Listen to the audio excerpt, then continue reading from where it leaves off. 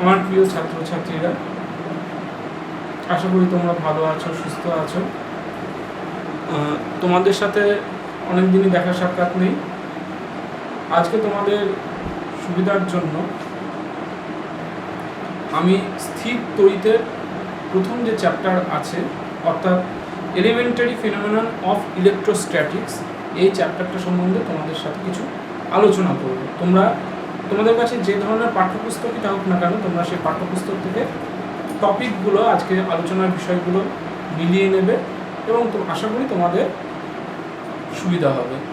তাহলে আমরা আজকে প্রথম যে চ্যাপ্টার, অর্থাৎ স্থির তড়িতের প্রাথমিক ঘটনাবলী, এই চ্যাপ্টার সম্বন্ধে আমরা কিছুটা আলোচনা করব। আমি বোর্ডের দিকে একটুখানি ফোকাস করার চেষ্টা করছি। আজকে যে বেসিক টপিকগুলো নিয়ে আজকে আমরা আলোচনা করব, সেই বেসিক টপিকটা হচ্ছে স্থির তড়িতের প্রাথমিক ঘটনাবলী। এখানে যে টপিকগুলো আছে, প্রথমে আমরা জানবো তড়িতাধান কি, কিভাবে তড়িতাধানের উৎপত্তি হয়, কোয়ান্টাম আয়ন কি, স্বর্ণপট্ট তড়িৎ বীক্ষণ যন্ত্র কি, তড়িৎ আবেশ এবং আবিষ্ট আধান কি, মুক্ত আধান, বদ্ধ আধান কি, আকর্ষণের পূর্বে আবেশ হয় কথাটির ব্যাখ্যা, তড়িৎ বার্তা তথা তড়িৎ পর্দা বজ্র নির্বাপকের কার্যনীতি এবং আধান ঘনত্ব। তো এই বিষয়গুলোর সম্বন্ধে জানলে আমাদের প্রথম যে অধ্যায় আছে সেই অধ্যায় সম্পর্কে যথেষ্ট জ্ঞান লাভ হবে বলে আমি মনে করছি। তাহলে তড়িৎ আধান সম্বন্ধে জানতে গেলে প্রথমে আমাদের একটা বিষয় সম্বন্ধে জানতে হবে। দেখো, আমরা যখন শিক্ষক মহাশয়রা যখন চক ডাস্টার দিয়ে ব্ল্যাকবোর্ডের উপর লিখি, তখন তোমরা সেই লেখাটাকে পর্যবেক্ষণ করো। সেখানে কি হয়, সাদা রঙের চকটা ক্ষয়ে যায়, আস্তে আস্তে কমতে থাকে এবং সেই চকটা কি করে, বোর্ডে ঘষার ফলে বোর্ডের ওপর একটা সাদা দাগের সৃষ্টি হয়। তাহলে কি হচ্ছে, চকটা অপেক্ষাকৃত নরম, আমার ব্ল্যাকবোর্ডটা অপেক্ষাকৃত শক্ত, সেজন্য চকটা ক্ষয়ে যাচ্ছে এবং ব্ল্যাকবোর্ডের ওপর একটা দাগ বসছে। তাহলে এখানেও ব্যাপারটা অনেকটা সেই রকম। পদার্থের মধ্যে ইলেকট্রনের বন্ডিং থাকে, অর্থাৎ ইলেকট্রনের বাঁধন থাকে। যে পদার্থের মধ্যে ইলেকট্রনের বাঁধন যত বেশি শক্তিশালী, সেই পদার্থ তত বেশি শক্ত বলে আমরা মনে করি। সেই পদার্থের সাথে অন্য পদার্থের যদি ঘষা হয়, তাহলে সেই পদার্থটা, যে পদার্থটা অতিরিক্ত শক্তিশালী, তার থেকে ইলেকট্রন কম ছিঁড়বে। অন্য দুর্বল বাঁধন সম্পন্ন ইলেকট্রনযুক্ত পদার্থের মধ্যে ইলেকট্রনগুলো ছিঁড়ে ওই পদার্থের মধ্যে চলে আসবে। তাহলে এই যে আধান, এই আধানের একসাথে এক স্থান থেকে অন্য স্থানে যে স্থানান্তরিত হয়ে যাচ্ছে, এই স্থানান্তরিত হয়ে যাওয়ার ফলেই একটি পদার্থ ধনাত্মক এবং যার মধ্যে ইলেকট্রন ঢুকে যাচ্ছে সেই পদার্থটা ঋণাত্মক হয়ে যাচ্ছে।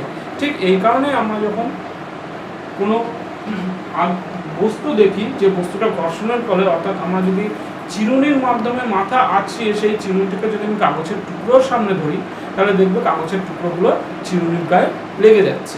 তাহলে কিসের জন্য হচ্ছে? এটা আধান স্থানান্তরের জন্য হচ্ছে, অর্থাৎ তড়িৎ আধান, অর্থাৎ কিছুটা কণা যা তড়িৎগ্রস্ত। তাহলে তড়িৎ আধান সম্বন্ধে জানতে গেলে আমি নিম্নলিখিত জিনিসগুলো সম্বন্ধে জানবো। যে তড়িৎ আধান হচ্ছে একটি স্কেলার রাশি। সিজিএস পদ্ধতিতে তড়িৎ আধানের একক, অর্থাৎ পদার্থের দুটি মৌলিক কণা দুটো যেরকম মহাকর্ষীয় বলের প্রভাবে দুটি বস্তুকে আকর্ষণ করে, ঠিক তেমনি আধান সম্পন্ন দুটি কণা তারা নিজেদের মধ্যে আকর্ষণ বা বিকর্ষণ করে। তাহলে এই যে আকর্ষণ বা বিকর্ষণ করছে এবং কণা দুটিকে আমরা বলছি তড়িৎ আধান। এই তড়িৎ আধানে কোন বস্তুটার সাথে কোন বস্তুটার ঘষা লাগলে কোনটাতে ধনাত্মক হবে বা কোনটাতে ঋণাত্মক হবে, সেটা আমরা কীভাবে বুঝবো? তার জন্য একটা শ্রেণী আছে, সেই শ্রেণীটাকে আমরা বলা হয় তড়িৎ শ্রেণী, স্থির তড়িৎ শ্রেণী। যে কোনো বইতে দেখবো তোমরা স্থির তড়িৎ শ্রেণী দেওয়া আছে। সেই তড়িৎ শ্রেণীতে পরপর দুটো যে পদার্থ আছে, অর্থাৎ যখন আমি মনে করি একটা পশম একটা পদার্থ, একটা কাঁচ একটা পদার্থ, তাহলে পশমের সাথে কাঁচকে যদি আমি ঘষে দিই, তাহলে পশমে হচ্ছে ধনাত্মক হবে এবং কাঁচে ঋণাত্মক হবে। এই উদাহরণগুলো বইতে আছে, তোমরা বইতে এই উদাহরণগুলো দেখে তোমরা বুঝতে পারবে কোন পদার্থের সাথে কোন পদার্থের ঘষা লাগলে কি পদার্থতে কোনটিতে ধনাত্মক হবে কোনটিতে ঋণাত্মক হবে। এরপরে আমি দেখব কোয়ান্টায়ন কি। কোয়ান্টায়ন কি না, কোয়ান্টায়ন হচ্ছে কিউ সমান সমান এন ই, অর্থাৎ আধান যখন যাবে আধানগুলো ভগ্নাংশ রূপে স্থানান্তরিত হয় না, আধানগুলো ভগ্নাংশ রূপে স্থানান্তরিত হয় না, অর্থাৎ ইলেকট্রনের পূর্ণ গুণিতক রূপে আধানগুলো স্থানান্তরিত হয়। এর যেখানে +1 +2 +3, অর্থাৎ একটা ইলেকট্রনের থোকা যাচ্ছে, যেখানে 4টে ইলেকট্রন যেতে পারে, 5টে ইলেকট্রন যেতে পারে, যে কোনো সংখ্যা যেতে পারে। এই কোয়ান্টা অর্থাৎ একটা থোকা করে বা কণা আকারে ইলেকট্রন যাচ্ছে, এই ইলেকট্রন যাওয়ার এই কণার ভূমিকাকে বলা হচ্ছে কোয়ান্টা। এরপরে আমরা চলে আসবো গোল্ড লিফ ইলেকট্রোস্ট্যাটিক ইনস্ট্রুমেন্ট বা স্বর্ণপত্র তড়িৎবিক্ষণ যন্ত্র কি।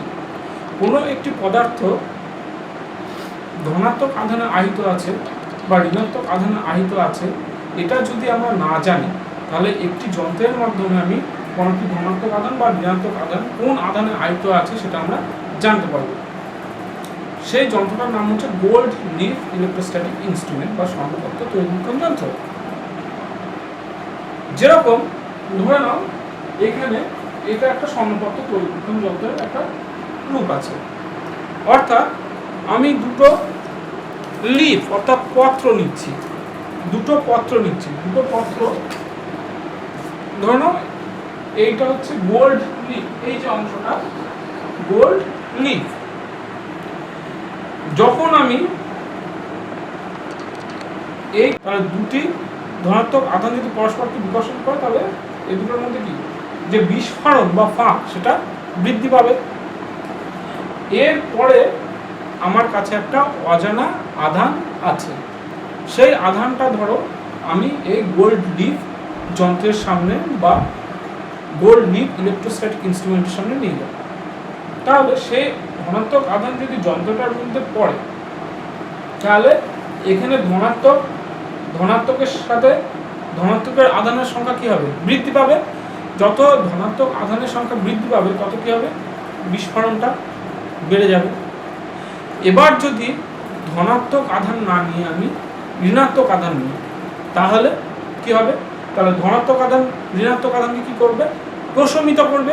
তাহলে কি হবে স্বর্ণপত্রের যে বিস্ফোরণটা সেই স্বর্ণপত্রের বিস্ফোরণটা হচ্ছে কমে যাবে। সেই জিনিসগুলোই এখানে দেখানো হয়েছে যে এখানে একটা স্বর্ণপত্র তড়িৎবিক্ষণ যন্ত্র নেওয়া হচ্ছে, স্বর্ণপত্র তড়িৎবিক্ষণ যন্ত্রে এখানে ধনাত্মক আধান দেওয়া হয়েছে, এর পাশে যদি একটা ধনাত্মক আধান নিয়ে আসা হয় তখন দেখা যাচ্ছে এই দুটোর বিস্ফোরণটা দেখো এখান থেকে এখানে বৃদ্ধি পেয়েছে। যদি ঋণাত্মক আধান নিয়ে আসা হয় তাহলে এই বিস্ফোরণটা তুলনামূলক এই ছবি থেকে এই চিত্রে দেখা যাচ্ছে হ্রাস পায়। অর্থাৎ আমি যদি স্বর্ণপত্র তড়িৎবিক্ষণ যন্ত্রকে ধনাত্মক আধানে আহিত করি তার সামনে আমি ধনাত্মক আধান আনলে বিস্ফোরণ বৃদ্ধি পাবে, যদি ঋণাত্মক আধান আনি বিস্ফোরণ হ্রাস পাবে। তাহলে এইভাবে আমি জানতে পারবো সেই যন্ত্রটা কি আধানে আহিত, অর্থাৎ ধনাত্মক আধানে আহিত না ঋণাত্মক আধানে আহিত। এর পরবর্তী টপিক হচ্ছে আবেশী আধান ও আবিষ্ট আধান। দেখো আবেশী আধান ও আবিষ্ট আধান কি। আমরা জানি যে একটি পরমাণু কি থাকছে, সেন্টারে থাকছে নিউক্লিয়াস, তার বাইরে থাকছে ইলেকট্রন মহল। একটা পরমাণুর বাইরে থাকছে সেন্টারে থাকছে নিউক্লিয়াস এবং তার বাইরের দিকে থাকছে ইলেকট্রন মহল। এখন স্বাভাবিক অবস্থায় এই যে ইলেকট্রন মহল এবং ইলেকট্রনের যে ভরকেন্দ্র এবং এই যে সেন্টার অর্থাৎ পজিটিভ চার্জের যে ভরকেন্দ্র, এই দুটো সমাপতিত থাকার জন্য পরমাণুটা স্বাভাবিক অবস্থায় নিস্তড়িত হিসেবে আচরণ করে। এর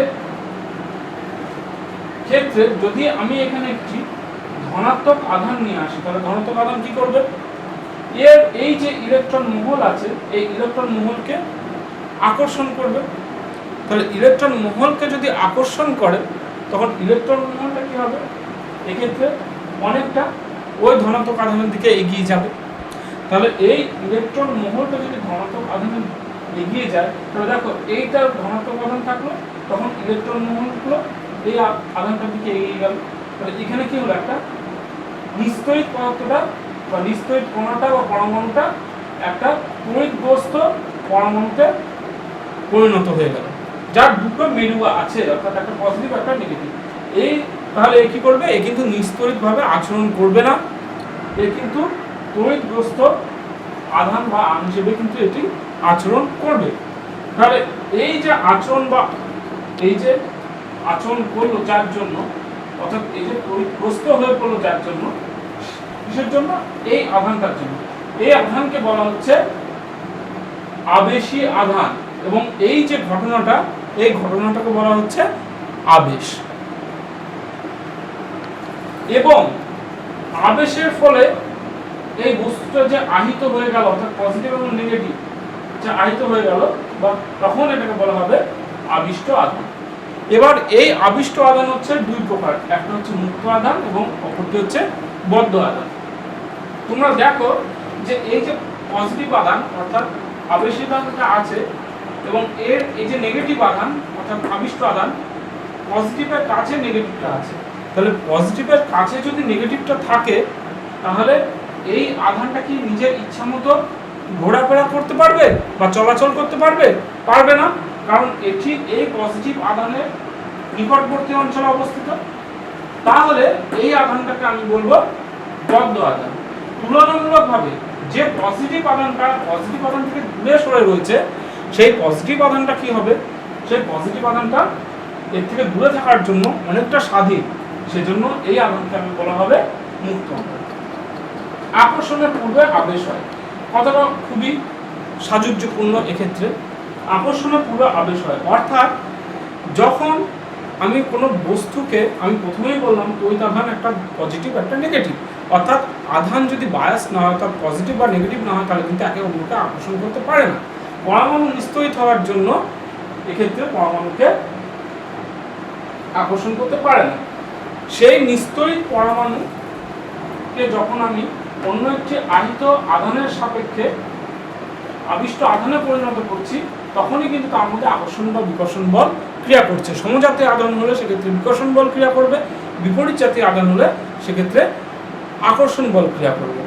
তাহলে এই ঘটনাটা, অর্থাৎ প্রথমে আমাকে নিস্তড়িত থেকে তাকে আবিষ্ট করতে হচ্ছে, তারপরে আকর্ষণ হচ্ছে।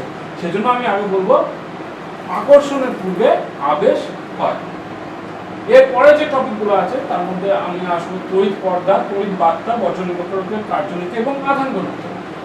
তড়িৎ বার্তা ব্যাপারটা কি? তড়িৎ বার্তা ব্যাপারটা হচ্ছে, আমরা জানি যে ধনাত্মক আধানকে বিকর্ষণ করে, আবার ঋণাত্মক আধানকে বিকর্ষণ করে। তাহলে কোনো একটা অল্প ক্ষেত্রফলের মধ্যে, অর্থাৎ যেহেতু ক্ষেত্রফলটা খুবই ক্ষুদ্র, সেক্ষেত্রে যদি আধানের সংখ্যা বেড়ে যায়, অর্থাৎ দুটি পজিটিভ আধান যদি এখানে চলে আসে, একে কিন্তু অন্যকে বিকর্ষণ করবে, একে এদিকে ঠেলবে, এদিকে ঠেলবে। তাহলে এই রকম যদি কোনো সূক্ষ্ম অঞ্চলে প্রচুর পরিমাণে পজিটিভ আধান চলে আসে, তাহলে এই পজিটিভ আধানগুলো একে অন্যকে বিকর্ষণ করতে থাকবে, এবং তার ফলে এই পজিটিভ আধানগুলো একে অন্য থেকে ছিটকে দূরে সরে যাবে। এই ঘটনাকে বলা হচ্ছে তড়িৎ বার্তা। তড়িৎ পর্দা একটি ধর্ম আছে, ধর্মটি হলো আধান সর্বদা পরিবাহীর বাইরের পৃষ্ঠে অবস্থান করে। কেন বাইরের পৃষ্ঠে অবস্থান করে? তোমাদেরকে একটু আগেই বোঝালাম যে দুটি আধান পরস্পরকে সর্বদা বিকর্ষণ করে। তাহলে আমি দেখব কোনো একটা পদার্থ বা কোনো একটা শেপের পদার্থের মধ্যে, আমি ধরে নাও এই সম্পূর্ণ একটা বোতল নিয়ে দেখাচ্ছি, বোতলের বাইরের যে ক্ষেত্রফল এবং বোতলটার ভেতরের যে ক্ষেত্রফল, অবশ্যই বাইরের যে ক্ষেত্রফলটা সেটা ভেতরের ক্ষেত্রফলের থেকে বেশি। সারফেস এরিয়া বাইরের অংশটা বেশি হয়, ভেতরের অংশটা কোনো খোলকে কম হয়। তাহলে দুটি আধান যদি পরস্পরকে ক্রিয়াশীল বিকর্ষণ করে সমজাতিক আধান, তাহলে সেই আধানগুলো কি করবে, পরস্পরের থেকে দূরে সরে গিয়ে থাকতে চাইবে। এটা যদি পরস্পরের থেকে দূরে সরে গিয়ে থাকতে চায়, তাহলে এ সেই অংশ বা সেই জায়গাটাই খুঁজবে যেখানে এদের দুজনের মধ্যে দূরত্ব সর্বাধিক হয়। এক্ষেত্রে ক্ষেত্রফল যত বেশি হবে তত নিজেদের মধ্যে সেপারেশন বা দূরত্বের পরিমাণটাও তত বাড়বে। তাহলে সেই জন্য আধান সর্বদা পরিবাহী বাইরের পৃষ্ঠে অবস্থান করে। তাহলে যদি আমার কোনো তড়িৎ যন্ত্রকে অর্থাৎ কোনো একটি বস্তুকে যদি একটি পরিবাহী আবরণের মধ্যে রাখতে পারি, তাহলে তড়িৎ আধানগুলো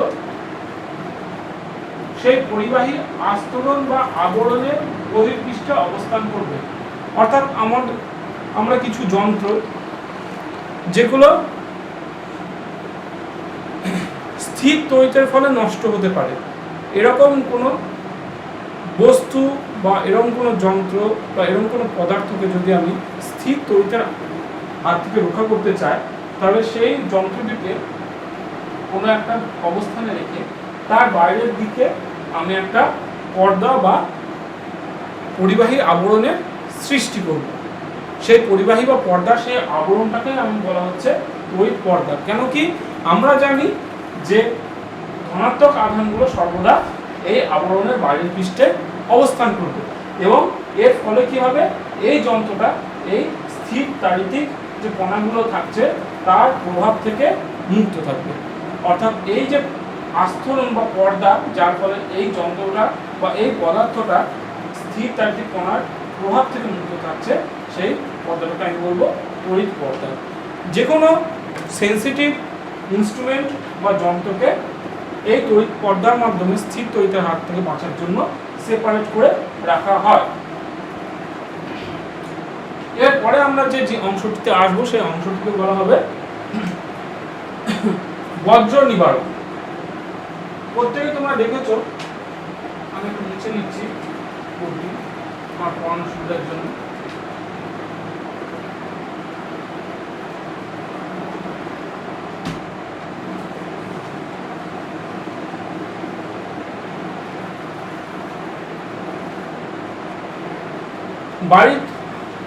কোনো বাড়ি বা উঁচু তলা বিল্ডিংকে বজ্রপাতের হাত থেকে রক্ষা করার জন্য তার উপরে একটি সূচাগ্র পরিবাহীকে রাখা হয়। সেই সূচাগ্র পরিবাহীটিকে বলা হচ্ছে বজ্র নিবারক। কি রূপে কাজ করে বজ্র নিবারক আমরা দেখে নিতে পারবো। ধরে নাও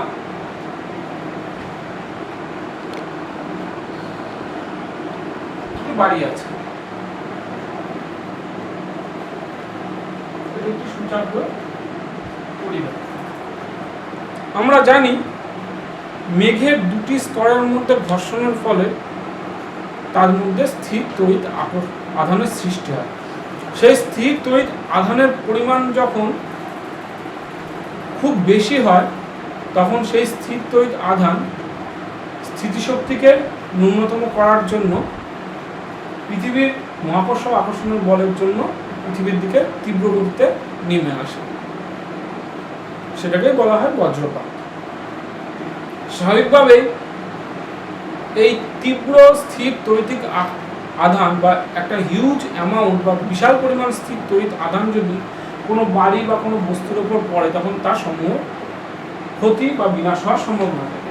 তো আমরা বাড়িকে সেই স্থির তড়িৎ আধানের হাত থেকে বাঁচার জন্য বজ্র নিবারকের সহায়তা নিই।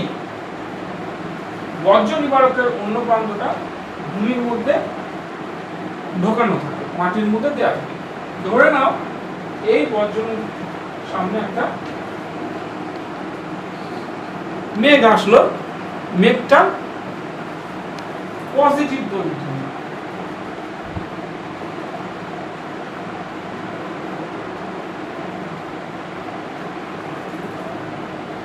তাহলে এই পজিটিভ তড়িৎ মেঘ যখন এই বাড়িটার খুব কাছে চলে আসবে, এই পরিবাহীর অগ্রভাগে এই পজিটিভ তড়িৎ মেঘটা কি করবে, আবেশের ফলে বিপরীত আধান অর্থাৎ ঋণাত্মক আধানের সৃষ্টি করবে। ঋণাত্মক আধান যখন সৃষ্টি হলো তখন আমি তোমাদেরকেই বললাম যে তড়িৎ বার্তা অর্থাৎ কোনো সূচাগ্র পরিবাহীর অগ্রভাগে আধানের ঘনত্ব যদি খুব বেশি হয় তখন সেই আধানের পারস্পরিক বিকর্ষণের ফলে আধানগুলো ছিটকে ছিটকে দূরে সরে যেতে থাকে। এই ঘটনাকে বলা হয় তড়িৎ বার্তা। তাহলে তড়িৎ বার্তার ফলে এখানে আবেশের ফলে সৃষ্ট নেগেটিভ আধান ছিটকে ছিটকে এই মেঘের মধ্যে অর্থাৎ পজিটিভ তড়িৎগ্রস্ত মেঘ বা অংশটার মধ্যে প্রবেশ করবে। পজিটিভ আর নেগেটিভ মিলে মেঘটার যে তড়িৎ আধান ছিল সেই আধানের পরিমাণটা হ্রাস পাবে। তাহলে কি হবে? বজ্রপাতের সম্ভাবনা কি হবে? কমে যাবে। কেন? কারণ এখানে যেহেতু পজিটিভের সাথে এই নেগেটিভ আধানগুলো গিয়ে মিশে নিস্তড়িৎ আধানের সৃষ্টি করছে, সেগুলোর জন্য আমার আধানের পরিমাণটা কমে যাবে।